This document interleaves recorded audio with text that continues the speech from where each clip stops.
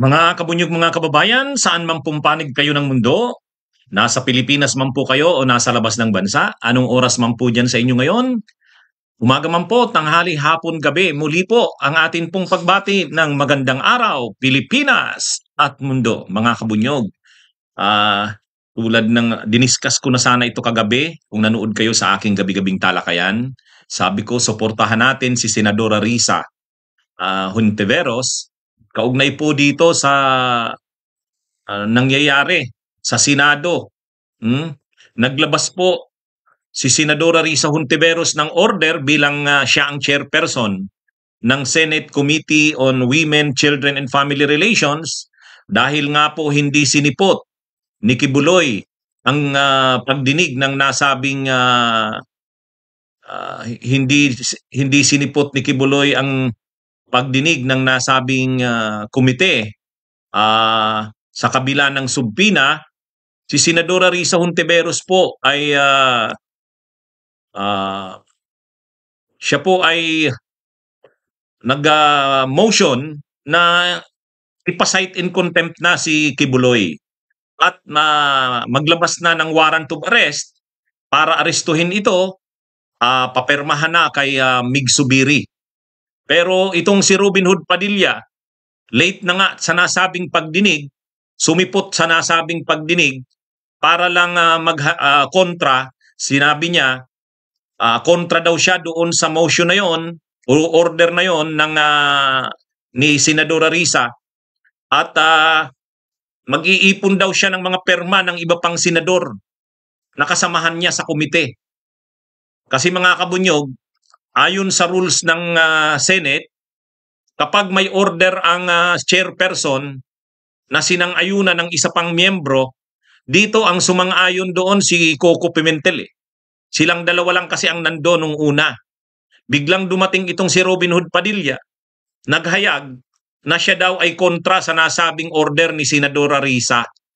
At sabi naman ni Senadora Risa Hontiveros, nire-respeto niya ang desisyon na ito ni Robin Hood Padilla. Ayon sa rules, may 7 araw pa bago ilabas ang order. So sabi ni Robin Hood Padilla, may 7 araw pa siya para kumuha ng perma sa mga kasamahan nila sa komite.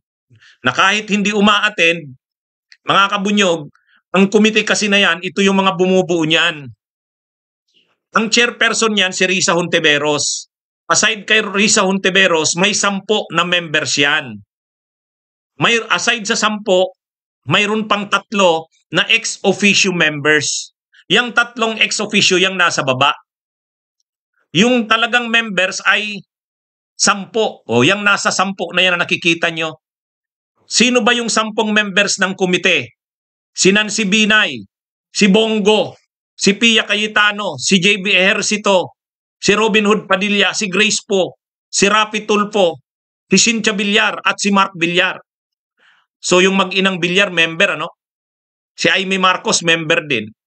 Si Bongo member, Padilla member. Si Loren Legarda, member siya ex officio dahil siya ang Senate President pro tempore. Si Joel Villanueva, member din ex officio dahil siya ang majority leader. Si Coco Pimentel, member bilang minority leader. Mga ex officio yan.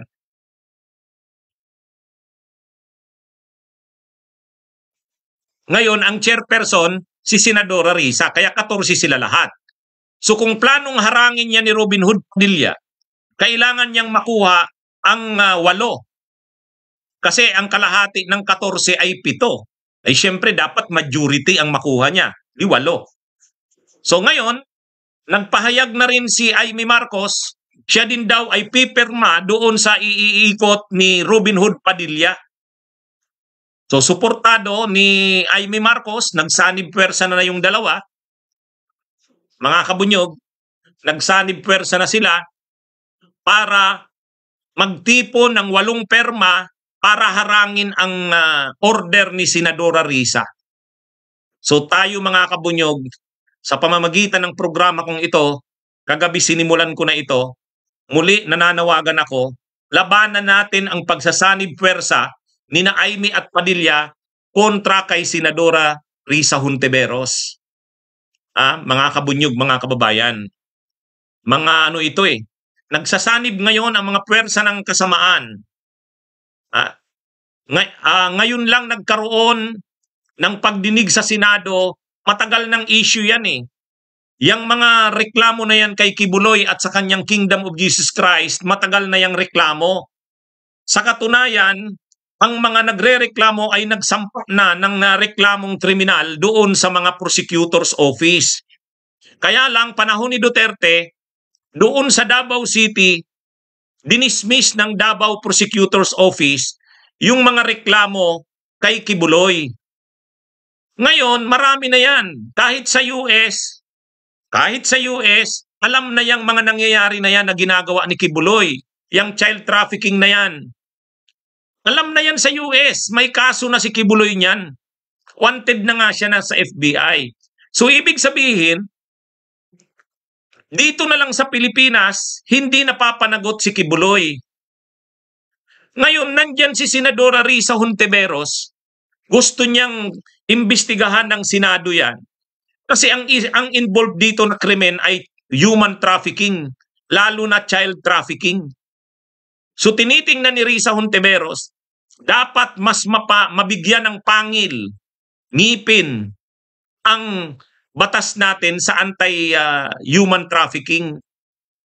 Isa dito sa dapat mabigyan ng pansin, yung paggamit ng mga relihiyon, kunwari relihiyon, pero ang purpose, gamitin sa human trafficking, sa sex trafficking, pwedeng gamitin sa rape, sa pang-aabusong sexual, saka sa mga forced labor. Ay ito, ang forced labor dito, yung persahan na pinamamalimos yung mga tao na miyembro ng sekta ng relihiyon ni Kibuloy para makaraise ng pondo. Ito ay forced labor. Dahil tinatransport, binabiyahe, rine-recruit at binabiyahe ang mga tao na miyembro ng kanyang sekta. Ang iba dinadala sa Amerika, sa ibang bansa para doon mamalimos. At ang iba naman ay ginagawang sex slave. Kaya ang kaso dito, child trafficking at human trafficking, sex trafficking, forced labor, marami po. Ngayon, hindi naman ito mga simpleng reklamo. May nakasampa ng reklamo sa Davao na dismiss nga lang ng prosecutor. Siyempre Davao yan, Duterte yan at Kibuloy. Pero sa US, mayroon ng mga nakasampang demanda. Wanted na siya doon ng FBI. Ngayon si Senadora Risa nagmatapang na nagpatawag ng investigasyon in aid of legislation. Ibig sabihin, gusto niyang imbestigahan ito kasi pwede ditong makakuha ng mga input para mas mapahusay ang ating batas laban sa human trafficking. Kumbaga pwedeng amyendahan ang batas natin sa human trafficking. Totoo, may batas na tayo sa human trafficking. Pero marami pa diyang mga bahagi niya na dapat pang i-improve. Lalo na yung mga kaso tungkol sa paggamit ng relihiyon. Yan ang purpose ng investigation in aid of legislation na ginagawa ni Senadora Risa. Ay yung mga miyembro ng Senado, na miyembro ng komite ni Senadora Risa, hindi naman umaatin sa pagdinig. Absent si Binay, absent si Bongo, absent si Cayetano, absent si JB Ejercito, absent si Amy Marcos, absent si Grace Po, absent si Tulfo, absent yung mag-inang Villar, absent si Loren Ligarda, absent si Joel Villanueva. Umaattend lang si Pimentel Coco at saka si Risa yung majority senators. May umaattend din na galing sa majority, si Padilla lang. Umaattend naman para lang kumontra. Pero the rest, lahat ng miyembro ng komitiba, hindi umaattend. Anong ibig sabihin yan? Takot sila kay Kibuloy. Kasi karamihan ng mga senador na yan, binasbasan ni Kibuloy at sinuportahan ng kanyang Kingdom of Jesus Christ. Yan sila Nancy Binay, yan sila Loren Ligarda, mga sinuportahan yan ng Kingdom of Jesus Christ ni Kibuloy.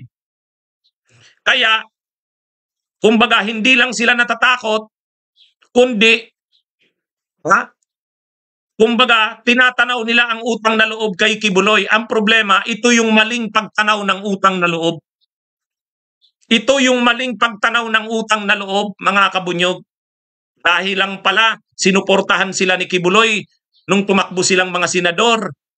Dahil lang pala doon, babaliwalain na nila yung mga pinagagawang ni Kibuloy kahit may mga biktimang bata, babaihan. Ganun ba ang ano dyan? Ngayon, si Risa Hontiveros ay naglakas loob na imbestigahan yun in aid of legislation. Itong mga miyembro ng ito ng kanyang komite hindi uma-attend. Ngayon, si Kibuloy, binabaliwala ang pagdinig ng komite ni Senadora Risa.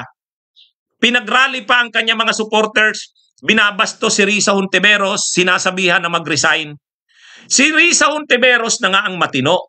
Si Risa Hontiveros na nga ang matapang na nag-aaksyon dito sa mga krimen na ito ni Kibuloy, tapos siya pa yung papag-resignin. Itong mga senador na ito na hindi na nga umaatin sa pagdinig, ngayon ay may gana pa silang magsagawa ng kontraperma para kontrahin ang desisyon, ang order ni Senadora Risa. Mga kabunyog, labanan natin ang pagsasanib pwersa. Mangunguna kasi itong sila Robin Hood Padilla at Amy Marcos. Sila daw ang mangunguna doon sa pagtipon ng perma, yung 8 perma. Sa ngayon, 4 na daw sila. Silang dalawa ni Amy at saka Padilla. Si Bongo daw ay nag-commit na rin na pipirma. Si Cynthia Villar daw ay nag-commit na rin na pipirma. Inaasahan nila yung iba pa pipirma na rin. Mga kabunyog, pigilan natin ang pagsasanib pwersang ito ng mga pwersa ng kasamaan para kay Kibuloy kontra kay Risa Hontiveros. Dito mga kabunyog, tayo ang dapat na magpakita ng pwersa dito. Kaya nagsama-sama ang mga walang kahihiyan. Tama ka, Kabunyog Ruger Acuna. Kaya dito, sabi ni Kibuloy, kaya niyang tipunin ang 8 perma. Kaya niya daw tipunin. Magre-re-eleksyon itong si Bongo. Magre-re-eleksyon, ito mga kabunyog, dito sa mga miyembro ng komite na to, magre-re-eleksyon si Bongo, magre-re-eleksyon si Pia Cayetano, magre-re-eleksyon si Amy Marcos. Mga kabunyog, ngayon, handaan natin mga apelyido ng mga yan. Kapag sumuporta sila dyan kay Kibuloy sa pangunguna ni Amy Marcos at Robin Hood Padilla, kampanya nating wag nang butuhan si Bongo, wag nang butuhan si Pia Cayetano, kung kasama siya dyan, si Pia Cayetano. Si Amy Marcos, siguraduhin na natin. Ikampanya natin na wag nang butuhan yan, mga kabunyog, mga kababayan. Panahon nang ipakita ng taong bayan na tayo ay may puwersa. Matagal na tayong niloloko ng mga senador na to, mga kabunyog, mga kababayan. Mag-ano tayo, manawagan tayo sa social media, ipakita natin ang ating lakas. Nakakasuka itong mga senador na to. Sa ngayon, ang nagpupuntera itong si Amy Marcos at Padilla. Naghayag na rin daw si Bongo at si Villar. Yung iba hindi pa nagpapakita ng kanilang posisyon. Sa ngayon, kumbinsihin natin sila na wag sumama dyan. Sila Binay, sila Pia Cayetano, si JB Ejercito, si Grace Po, si Tulpo, at saka si Mark Villar. Baka kaya pa natin silang impluwensyahan na wag sumama sa pwersa ng kasamaan. Pero kung talagang sasama sila dyan, makuha yung 8 perma, mga kabunyog, tandaan natin ang mga apelyido, mga pangalan ng mga senador na yan na sasama sa pwersa nila Kibuloy. Yan, mga kabunyog. Kaya suportahan natin si Senadora Risa dito sa labang ito. Grabe ang pinagdadaanan ni Senadora Risa sa labang ito, mga kabunyog. Binabastos na siya. Sila Topacio, sila Roque, sila Panelo, sila Cele, sila Badoy. Nagsasagawa sila ng rally. Ang rally nila kontra na kay Risa. Kahit yung mga supporters ni Kibuloy, si Risa ang binabatikos. Si Risa Hontiveros na siyang gumagawa ng mabuti, na siyang naninindigan para sa mga biktima, na siyang gumagawa ng tama, siya ngayon ang gusto nilang papag-resignin. At ito namang mga senador na ito, sa halip na ipaglaban ng Senado na binabastos ni Kibuloy, yung hindi pagsipot ni Kibuloy, pambabastos sa Senado yun. Tapos ngayon, susuportahan pa ng mga senador na ito si Kibuloy. Anong klase ng mga senador ito? Diba? Mga kabunyog, mga kababayan. Si Subiri, Senate President, dapat nga suportahan niya kaagad yung motion, yung order ni Senadora Risa. Kasi binastos ni Kibuloy ang Senado, hindi siya sumipot. Hindi siya sumipot. Anong ibig sabihin niya? Kahit may subpina na, hindi kinilala ni Kibuloy, ay di dapat magalit dapat ang mga senador dahil hindi nire-respeto ni Kibuloy ang Senado. Pero anong ginagawa ni Subiri? Anong ginagawa nitong mga senador na ito? Susuportahan pa nila si Kibuloy kahit binabastos na ang Senado, hindi kinikilala ni Kibuloy? Ano yon? Si Kibuloy ba ay above the law na? Si Kibuloy ba ay nakatataas na sa batas? Ha? Anong sabi ni dating mayor ng Manila, dating General Basi Alfredo Lim? The law applies to all or none at all. Kung hindi nila kayang ipatupad ang batas, ang rules ng Senate, hindi sumusunod sa subpina si Kibuloy, ano pang silbi ng kanilang rules? Diba? Yan yun eh. Ganun lang kasimple yan. Dapat dito sa mga senador na ito, manindigan sila kay Senadora Risa. Kasi binastos ni Kibuloy ang subpina ng Senado. Kay Jing AD, salamat sa pag-send ng stars. So yan, dapat nga ang mga senador, magkaisa sila bilang institusyon. Manindigan sila, suportahan si Risa Hontiveros dahil sa pampabastos ni Kibuloy. Kay Lucet Sabala, salamat sa pag-send ng donations sa YouTube. Salamat.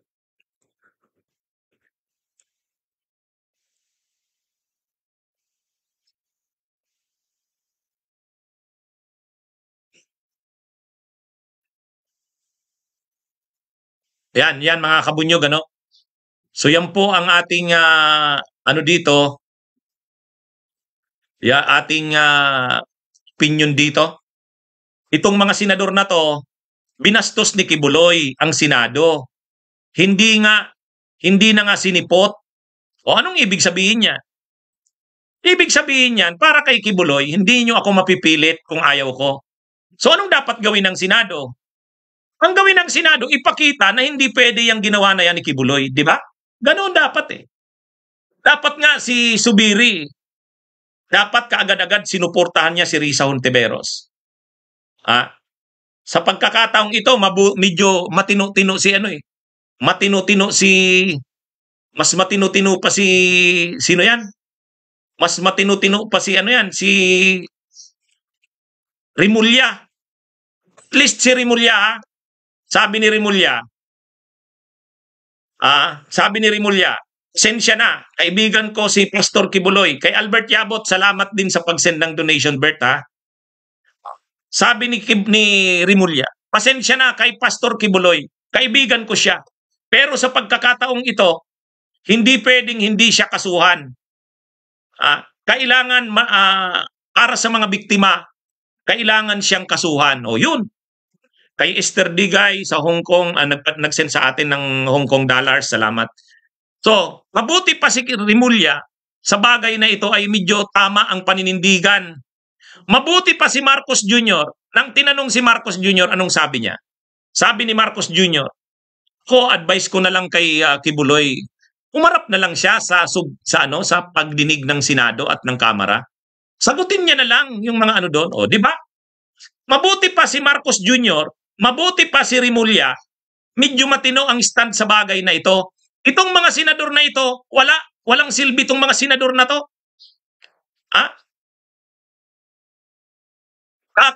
Nito?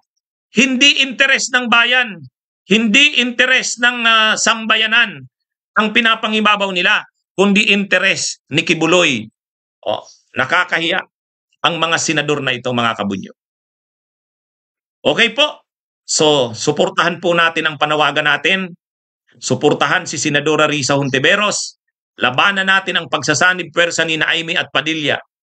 kontra kay Senadora Risa. Mabuhay po tayo, magandang araw po sa inyo. Bunyog, bunyog, halikan na kasama ka. Bunyog, kapag buklod ay may pag-asa. Luzon, Visayas, Mindanao, isa ang pananaw. Sa bagong Pilipinas ang bunyog isisigaw. Bunyog, bunyog.